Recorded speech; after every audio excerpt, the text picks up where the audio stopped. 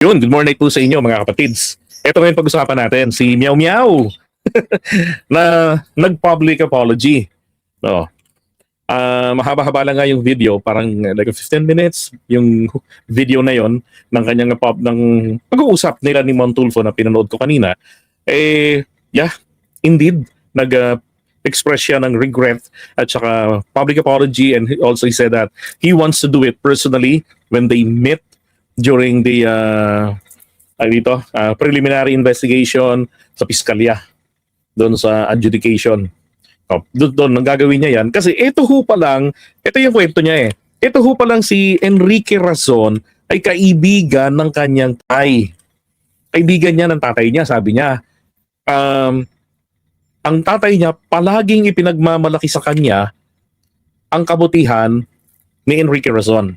Tumatawag sa kanya during the 30 time, tumatawag kay PD Barsaga si Razon. Then kinukwento sa kanya, huy, nak, tinawagan ako ni Razon. Alam mo, ganito yan, ganito, ganyan. Apparently, when PD Barsaga passed away, so on his dad's wake, Enrique Razon didn't show up. Not once, but wala po talaga. So, sumama ang loob niya doon. Bakit gano'n? Alam niyo naman to, may krung-krung to sa Gigo, di ba? So talagang very emotional siya. Nagtatanong siya, sabi nga niya, hindi naman to talaga personal na gano'n. Basta ito, nagsimula ito sa tanong, bakit?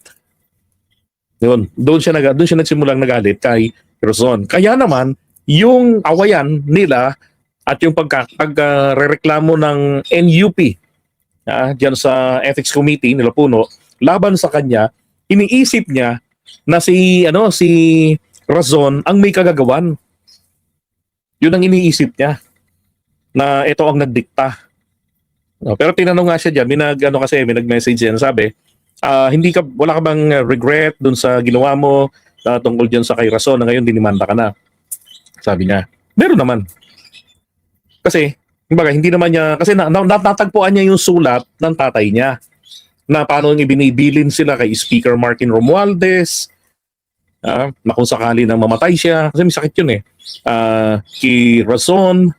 Kaya naisip niya na mali nga naman ako. Itong nakaputi rin sa may unahan, yung naka-black, yan, outer. Sabi niya, so na-realize mo yun before. Sabi niya, itong kasuhan niyo. No, sabi ni Kiko, no, hindi. Na-realize niya after siyang makasuhan when he found the letter. Sulat ng tatay niya. Kaya nga sabi niya nito ni Montulfo, maganda yung payo ni Montulfo. Ang sabi niya ay ako kasi as a journalist, wala akong katulad nung sa iyo na personal. Sabi niya, pero ako nagkaroon ako ng 300 libel cases filed against me. Kaya lang wala siyang malis kasi wala siyang personal grudge doon sa mga binabanata niya sa mga column niya. At yun, absuelto siya ron sa mga kaso niya na libel dati pa. Kaya ang advice siya kay Kiko, bakit hindi mo gamitin ang platform na ito to conduct a public apology? So sabi ni Kiko, I would do that as well. I prefer to do it personally. Pero sinabi niya, I apologize, but I prefer to do it personally kapag nagkita kami. Diba? Kaya naman kasi po pala nagalit si Razon nung nalaman ni Razon yung mga post nito, yung mga paninira sa kanya. Nagalit tuloy, nagreklamo. Kaya nga sabi ng kanyang abogado, well, the damage has been done. Kaya nagsampa na ng reklamo sa kanya.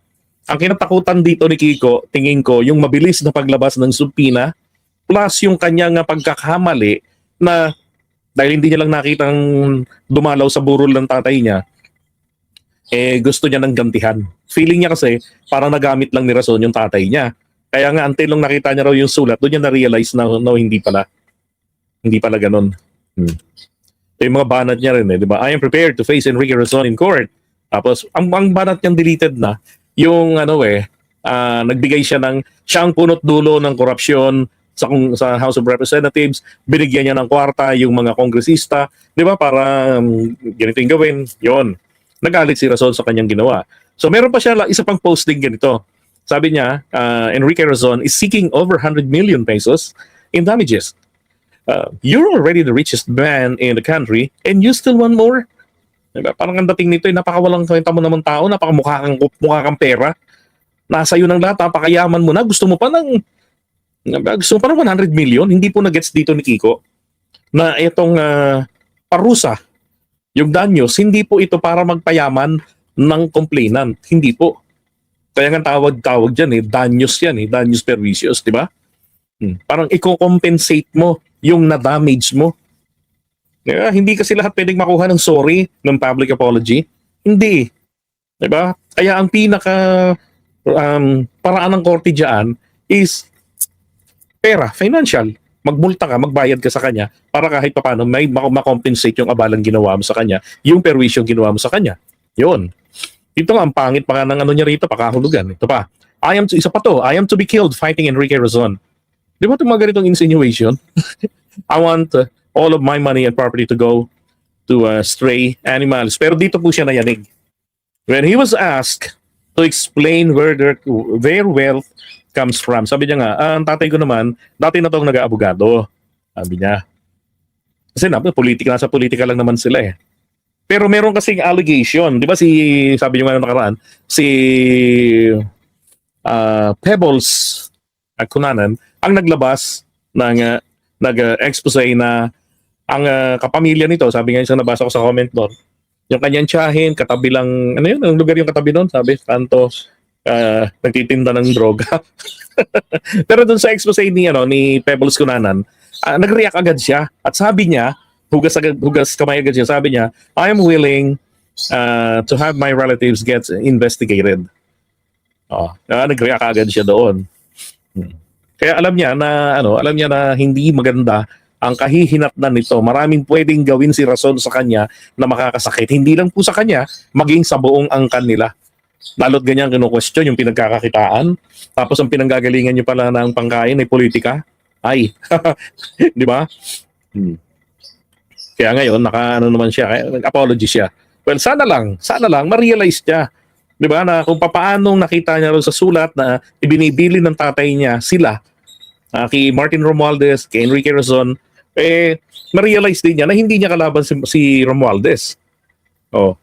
Na hindi po pwedeng lahat ipaiiralin niya na yung kanyang advocacy, anti-corruption, di ba, na lahat na lang sasagasain niya dahil lang sa paniniwala. Hindi po pwedeng ganun eh. Kasi pag lahat po binasi natin sa paniniwala, ibig sabihin nito, careless na tayo sa magiging epekto. Di ba? Ang mangyayari doon, maglalaro na lang tayo ng buhay ng tao.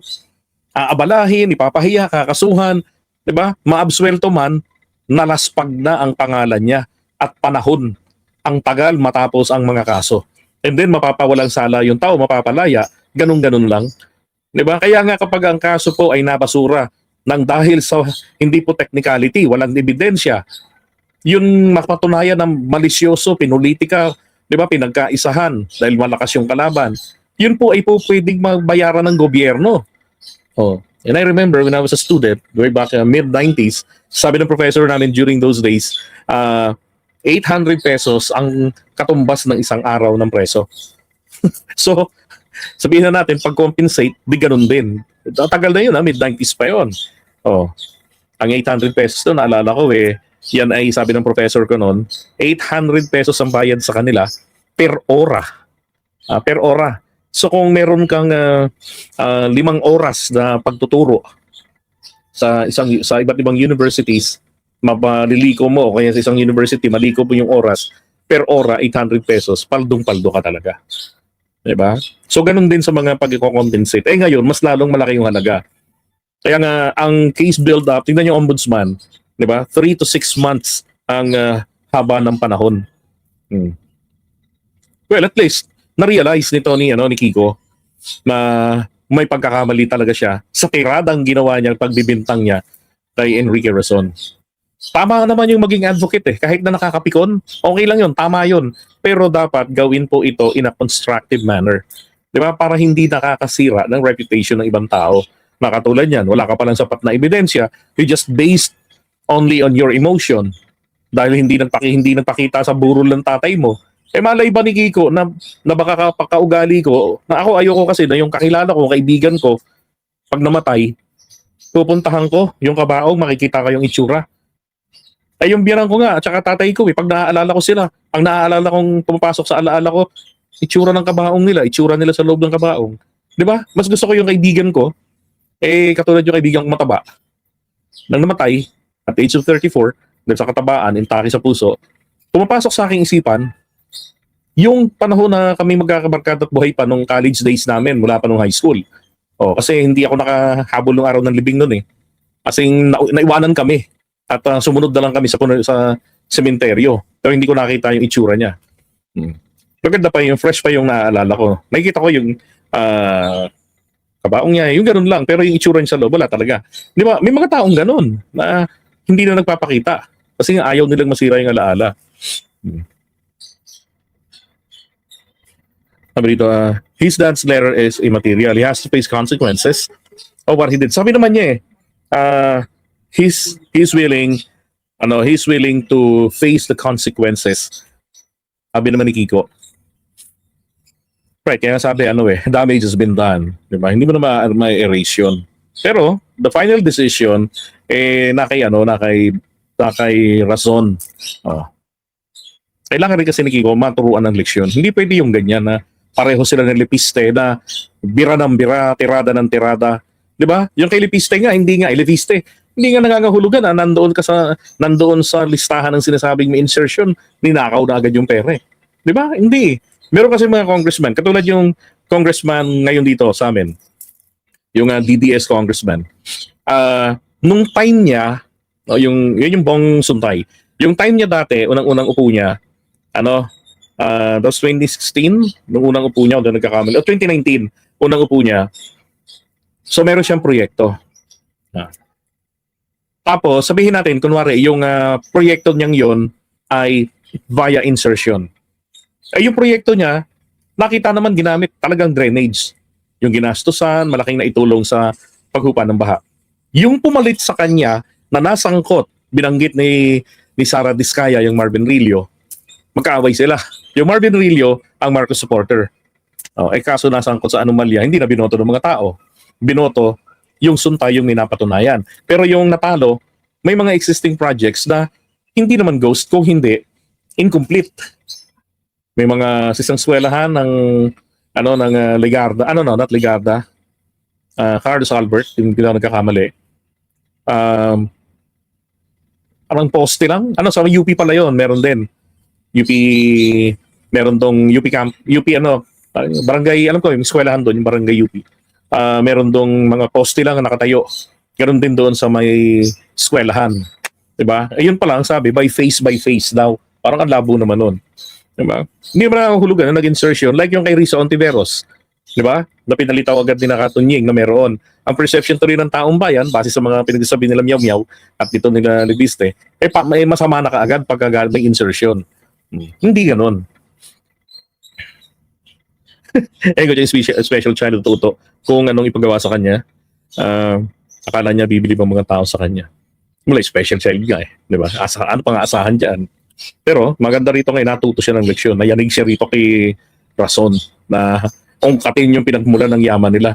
Baka mamaya, bandang huli, sabihin ni Razon, hindi mo pala alam yung sahod ng tatay mo sa pag-aabogado.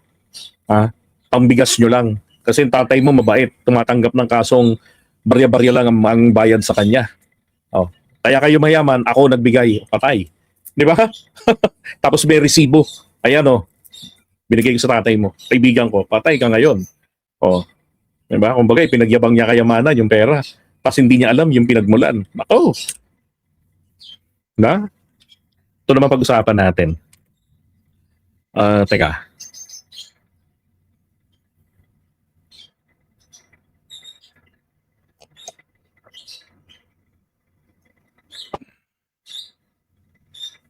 That's correct.